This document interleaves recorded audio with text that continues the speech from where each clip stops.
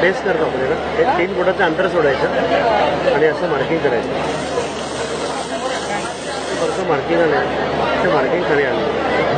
Marking यासाठी केलं आहे की या गोलाच्या आतमध्ये 3 रंग टाकायचे. पहिला रंग त्या मार्किंगवर टाकला. दुसरा रंग टाकताना आधीच्या रंगांमध्ये थोडंसं त्याला मिक्स करून टाकलं. तिसरा रंग हा मध्ये पूर्ण भरून टाकला. हा झाला बेस. बेस केल्यानंतर मी सेंटर पॉईंट काढला. तर सेंटर आणि डिझाईनचा सेंटर आपण एकमेकांना फक्त मॅच केलं.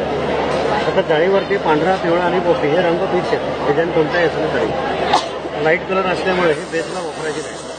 सुरुवातीला हिरवा रंग मी बाहेर फिरवला. त्याच्याखाली पिवळा रंग आधीच्या रंगांमध्ये थोडंसं ओव्हरलॅप करून फिरवलं. तसंच पांढरा पण पिवळ्यामध्ये ओव्हरलॅप करून फिरवला. आता शेवटी पिवळा रंग पांढऱ्यात मिक्स करायचा आणि डिझाईन हळूहळू हे पूर्ण करायचं. ठीक आहे. आता जे रंग आपण खाली टाकले होते ना त्या रंगांवरती सगळं डिझाईन हे तयार. ही पूर्ण प्रोसेस यात दिलेली आहे. रंग कोणती खाली टाकायचे आहेत.